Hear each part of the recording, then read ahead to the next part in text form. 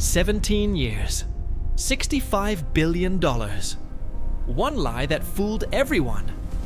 This is empire collapse, where fortunes fall, where trust dies, where history repeats, and nobody sees it coming.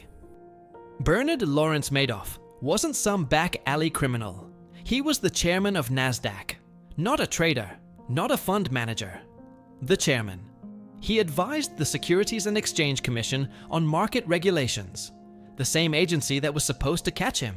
His clients read like a Hollywood premier guest list: Steven Spielberg, Kevin Bacon, Elie Wiesel. Holocaust survivors trusted him with their life savings, major banks, Jewish charities, pension funds, people who had money to lose, and the returns? 10 to 12%. Every single year. For decades. No down years. No volatility. Just steady, impossible consistency. There were waiting lists to invest with him. Waiting lists. Because when something is exclusive, people assume it's valuable. They were wrong. In finance, perception is reality. And for 17 years, Madoff controlled the perception. The most trusted man on Wall Street was the biggest thief in history. That's the paradox, and it almost makes sense. Born 1938, Queens, New York. Middle-class Jewish family. Nothing special. He worked as a lifeguard, installed sprinklers, saved $5,000. In 1960, he started trading penny stocks from a small office. No connections. No inheritance. Just ambition. And here's what people forget. For decades, Bernie Madoff ran a legitimate business. He built one of the first electronic trading systems. Before computers dominated Wall Street, Madoff was automating trades. He was an innovator, a pioneer. By the 1990s, he was chairman of NASDAQ. He sat on SEC advisory committees. When the government needed advice on market regulation, they called him. His reputation wasn't manufactured. It was earned. So when did the fraud start? Nobody knows exactly. Early 1990s, probably. Maybe earlier. The transition was gradual. He didn't wake up one morning and decide to steal billions. He made small compromises, fudged a few returns, covered a bad quarter with someone else's money. And then he couldn't stop, because that's how it works. Success made the fraud easier. His reputation became armor. The more prestigious he became, the less anyone questioned him. And the less they questioned, the bolder he got. By 2000, Bernard Madoff was managing billions. None of it was real, but everyone believed it was. The strategy was called split strike conversion. 3 words that mean absolutely nothing to most people. Which was the point. Madoff claimed he bought stocks from the S&P 100, blue chip companies, safe bets, then hedged those positions with options, complicated, technical. Nobody really understood it. But it sounded smart. And when you're investing with the chairman of NASDAQ, you don't ask for explanations. Here's what was actually happening. Nothing. Madoff's operation had 2 floors. The 17th floor ran a legitimate market-making business. Real trades. Real profits. Regulated. Clean. The 19th floor was different. That's where the fraud lived. Separate computers. Locked doors. Only a few people had access. Frank DePascali, a handful of others. They generated fake trade records, printed false account statements, mailed them to thousands of investors every month. Professional layouts, detailed transaction histories. Perfectly formatted. All fiction. It was a classic Ponzi scheme. Rob Peter to pay Paul. New investor money went to pay old investors their returns. No actual trading, no real assets, just a constant shuffle of cash from one account to another. But Madoff was smarter than most. He kept the returns believable, 10 to 12%. Not 50%, not 100, just enough to seem legitimate. Just consistent enough to avoid SEC radar. He controlled access, made it exclusive, turned away investors, because scarcity creates demand. If something is hard to get, people assume it's valuable. Human psychology hasn't changed in 10,000 years. His family worked in the business. 2 sons, his brother, his niece. It looked transparent. It looked safe. A family company, old-fashioned values. And wealthy investors don't ask questions. Because asking questions means admitting you don't understand.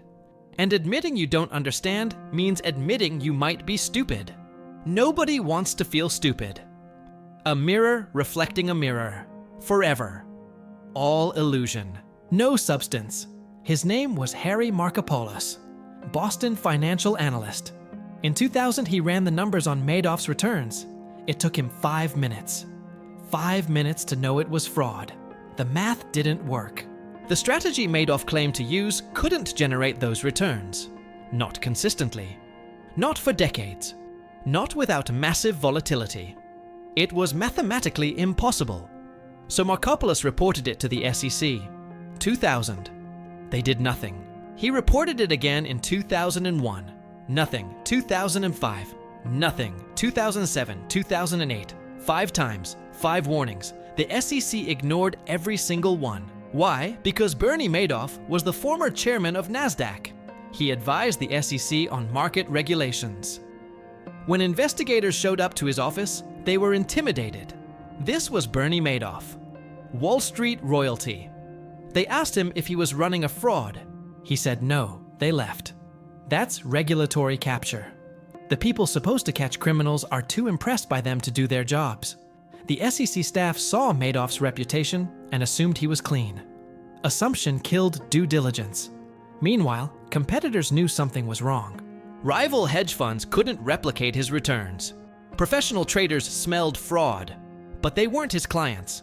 His clients saw steady statements. Their withdrawals were always honored. Their friends were making money. Social proof beat mathematical proof. Every time. The elite bubble protected him. Country clubs, charity galas, word-of-mouth referrals. My friend invested with Bernie and doubled his money in 5 years. That's all it took. One recommendation from someone you trust. And Madoff targeted his own community. Jewish investors, Jewish charities, Jewish institutions. Affinity fraud at scale. He used their trust against them. For 17 years, the invisible shield held. Not because he was clever, because nobody wanted to believe. Belief is stronger than evidence. And Bernie Madoff understood that perfectly. September 2008, Lehman Brothers collapsed. The financial crisis hit Wall Street like a tidal wave. Investors panicked. Everyone needed cash, now. By November, Madoff had $7 billion in withdrawal requests, $7 billion, and he couldn't pay because the money didn't exist. It never did. Ponzi schemes need constant inflow. New money pays old investors, but the 2008 crisis reversed the flow. Money was leaving, fast, and Madoff had nothing to give them. December 10th, 2008. Madoff called his sons, Mark and Andrew, told them to come to his apartment, Upper West Side, Manhattan. His hands were shaking. "Dad, what's going on?" Mark asked. Madoff looked at his sons, his voice barely above a whisper. "It's all been one big lie." "What do you mean?" "The investment business, it's all a fraud, a giant Ponzi scheme. There's nothing left, $65 billion. He paused. "Gone." The room went silent. December 11th. His sons reported him to the FBI, 8:30 a.m. Federal agents arrived at his apartment. Bernie Madoff was arrested in his bathrobe. The perp walk made every front page. Camera flashes, handcuffs, the most trusted man on Wall Street in custody. Charged with securities fraud, the largest financial fraud in history. 17 years, $65 billion. Over. They didn't just lose money. They lost futures. They lost dignity. Some lost the will to live. Thierry Magon de la Ville-Huchet, French aristocrat, financier. He managed money for European elite, lost $1.4 billion in the Madoff scheme. His money, his client's money, all of it. December 23rd, 2008, 12 days after Madoff's arrest. De la Ville-Huchet was found dead in his Madison Avenue office. He slit his wrists, took sleeping pills. His suicide note said he couldn't face his clients. William Foxton, British Army veteran, 65 years old, lost his entire life savings. February 2009. Suicide. His son told reporters he couldn't live with being fooled. Mark Madoff, Bernie's son. December 11th, 2010. 2-year anniversary of his father's arrest. He hanged himself in his Soho apartment, left behind a widow, a 2-year-old son, a 4-year-old daughter. His father-in-law found the body. Mark Madoff couldn't escape the name. Didn't matter that he reported his father. Didn't matter that he cooperated with investigators. The world saw him as complicit. He wasn't. But perception is reality. Elie Wiesel, Holocaust survivor, Nobel Peace Prize winner, lost his personal fortune and his entire foundation endowment. He said, "We thought he was God. We trusted him more than we trusted ourselves." Thousands of retirees, ages 60 to 80, lost everything, forced back to work, couldn't afford healthcare, couldn't afford rent. Dreams of retirement destroyed overnight.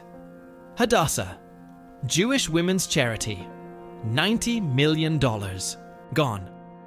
Multiple foundations closed permanently. Educational endowments wiped out. Scholarships canceled. Research programs shut down. Andrew Madoff, Bernie's other son, died in 2014, age 48. Cancer. Doctor said stress accelerated it. Ruth Madoff, Bernie's wife, claimed she didn't know. Most people don't believe her. She kept $2.5 million in a settlement. Lives in Connecticut. Shunned. Isolated. Alone. March 12, 2009. Bernie Madoff pleaded guilty to 11 federal felonies. Showed no emotion in court. June 29, 2009. Sentencing. Judge Denny Chin gave him the maximum.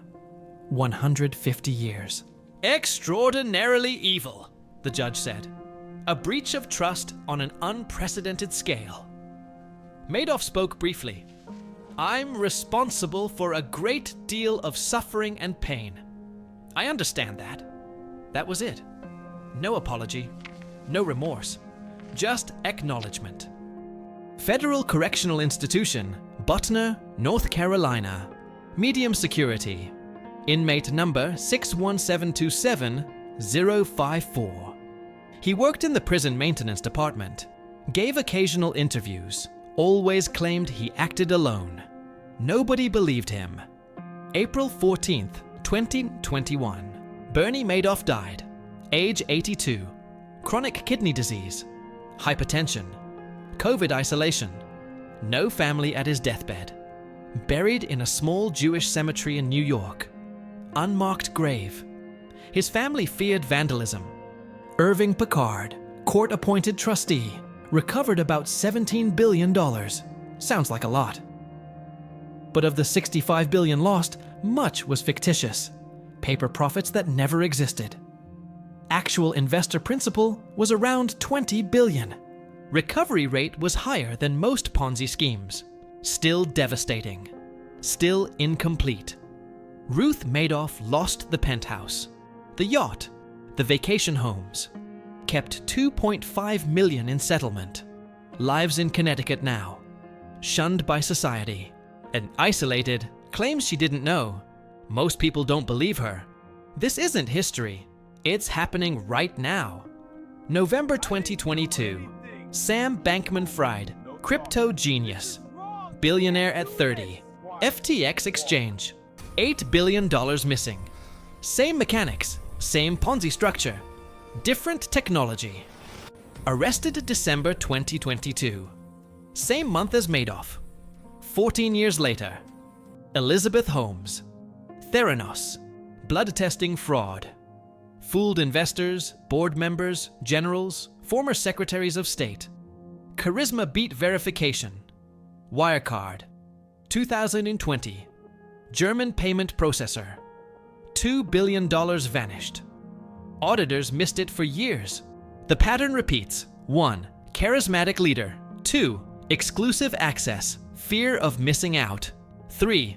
Consistent, amazing returns. 4. Complex strategy nobody understands. 5. Trusted authorities vouch for them. 6. Skeptics dismissed as jealous or stupid. 7. Collapse reveals nothing was real. The psychology never changes. Fear of missing out beats reason. Social proof beats due diligence. Trust beats verification. If it's good enough for celebrity name, it's good enough for me. That sentence has cost people trillions. The bigger the lie, the easier it is to believe. Because admitting you were fooled means admitting you were stupid. And nobody wants to feel stupid. Right now, crypto influencers promise guaranteed returns. Exclusive investment clubs recruit through Instagram. New schemes with old psychology. When someone says, "Trust me," verify. When returns are too consistent, investigate. When access is exclusive, question why. The sophistication changes. The technology evolves. But human psychology stays the same. And that's why Bernie Madoff still matters. The fortunes fell. The empire collapsed. And history is already repeating. If this gave you a new perspective, subscribe. Some lessons are written in blood, some in bankruptcy, all of them in history. This is Empire Collapse.